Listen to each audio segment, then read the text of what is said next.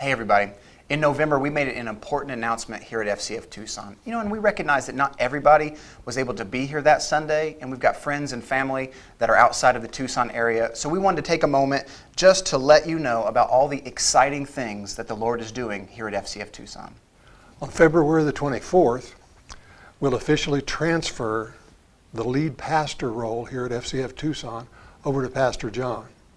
I'm going to remain here as the founding pastor.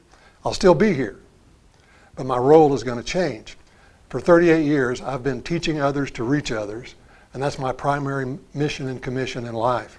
FCF Tucson has been a real integral part of that and enabled us to carry that mission way past the boundaries I ever thought it would go. God brought John and Valerie Smith alongside of us back in 2001, if you can believe that. First, they were helping with Faith Ministry Training Institute, and then we actually started FCF Tucson in their living room in 2004. God spoke to me in 2003 and said, open a fountain of my healing power in this place, meaning in Tucson. Our first service was February the 22nd of 2004.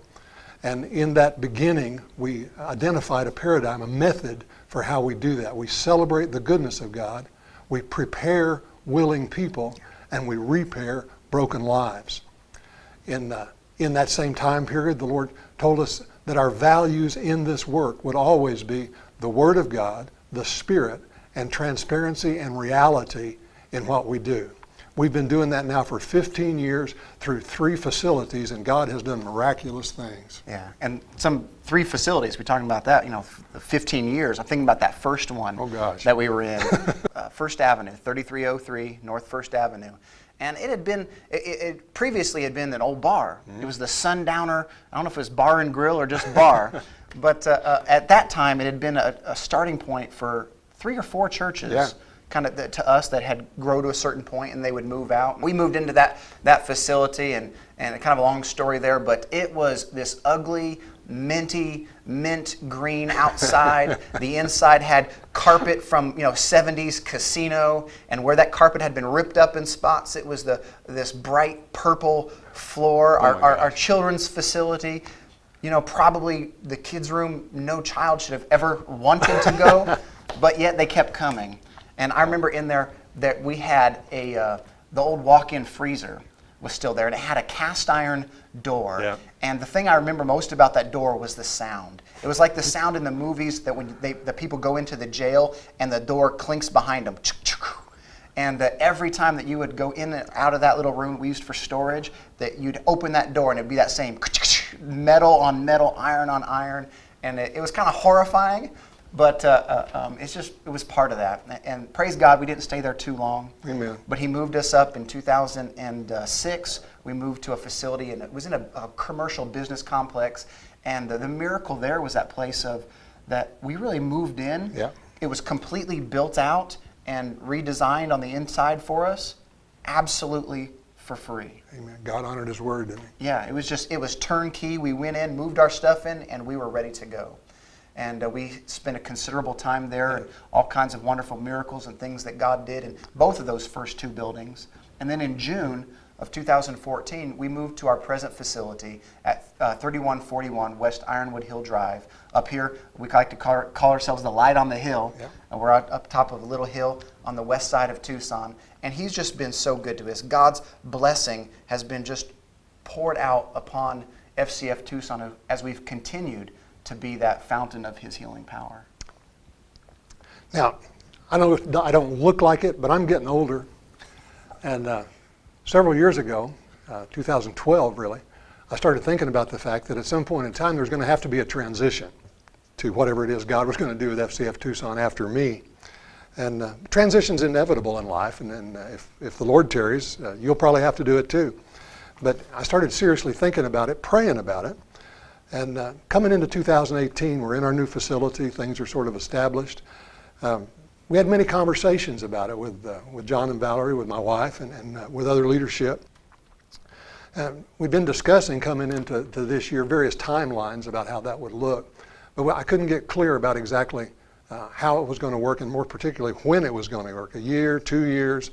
But the Lord spoke to me and said, don't worry about it until the fall of the year, basically. So looking to the fall of the year, we were expecting God to speak to us, which is kind of interesting because I know beginning in October, he began to speak to all of us. Yeah. I think he spoke to you when you were in Tulsa. Didn't he? Absolutely. Yeah, so while I was in Tulsa at some meetings there, the Lord just spoke to me through a word and said, now is the time, and it's going to happen sooner than you think. And okay, wow, all right, well, and then I came back from Tucson and had a conversation. We had a staff meeting on Tuesday, and in that staff meeting, I'm hearing from Pastor Virgil and Judy. Yeah, God had talked to Judy and I both independently. We weren't. I hadn't even mentioned the subject to her about doing it on our 15th anniversary, which will be in February of this year. As I said, we're going to do it February the 24th on that Sunday. And so when he spoke to the two of us independently, we knew that was his timing. He had spoken to me when I was in Hermosillo at a Bible school. I was in my hotel room in the middle of the night, and he woke me up and talked to me about several things. But the one thing he spoke to me about the transition was that he said specifically, the assignment has shifted. He was very careful, I think, to say that it hadn't changed. My assignment hasn't changed. It's been the same since the early 1980s when I got launched into this whole ministry thing. But the assignment has shifted. My focus has shifted. We're going to stay in the church here at FCF Tucson, but my job and focus of ministry has changed just a little bit. Pastor Lonnie called me, Pastor Lonnie Hilton, who's my pastor, called me as I was praying about it that particular week, because I was just terrified.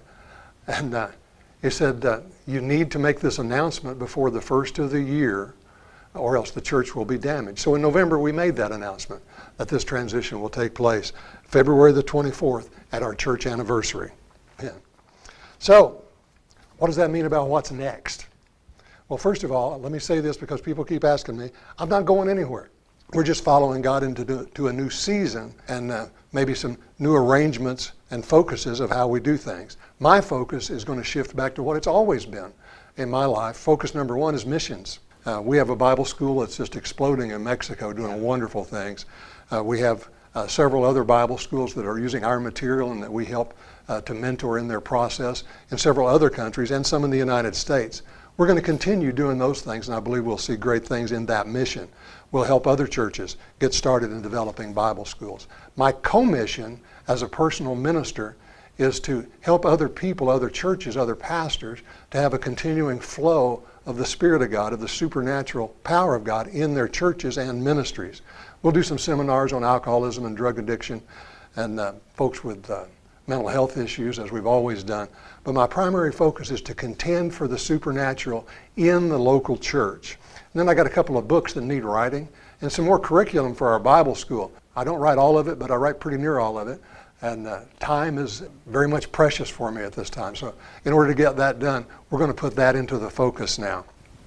Now, I'll let you know, any of you that are watching this that are pastors or ministry leaders, if you're wanting to have a regular move of the Spirit of God in your services or even in your ministry and those things, you aren't trying to help train up other people to minister and to flow comfortably in the things of the Spirit without really getting weird and without some of the pitfalls that have sometimes been associated with charismatic churches and the move of the Spirit, then I'm telling you, you're going to want to have Pastor Virgil come in and minister really that place of contending for the supernatural, interpreting the flow of the Spirit of God in your services. He'll be a tremendous asset and help for you to be able to have an atmosphere where you can experience the move of God continually, consistently, but without the pitfalls that are sometimes tied to that.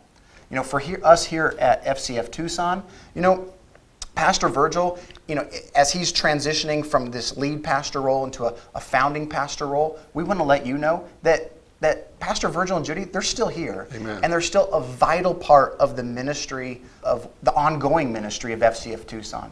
Pastor Virgil is going to continue to serve on the executive board.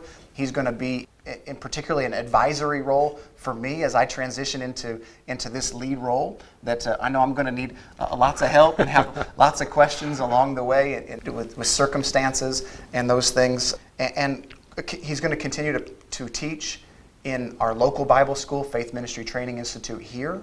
So he'll be a regular teaching in that capacity, as well as developing some new curriculum that will be used in a seminar format that he'll be instructing. And then, of course, after a period of time, after we both really settle in to what these new roles look like, Pastor Virgil is going to be regularly teaching and ministering, back in our church at FCF Tucson. He's going to be a vital part of this family, both he and Judy both. We're really looking forward to marking 15 years of celebrating God's goodness and preparing willing people, repairing broken people of every kind. We're excited about everything the Lord has for all of us here at FCF Tucson. And the years that lie ahead are going to be great things. And we hope you'll be a part of it with us. Yeah, God called us together. Absolutely. Back in 2001. And that hasn't changed. And at FCF Tucson, He's been preparing a body of faithful people that will be able to walk forward and be the fountain of His healing power in this place, bringing the light and the life of Christ to dark places. And that's what we're doing, and that's going to continue to happen. The mission that we've been called to continues, and it goes on. Together we can.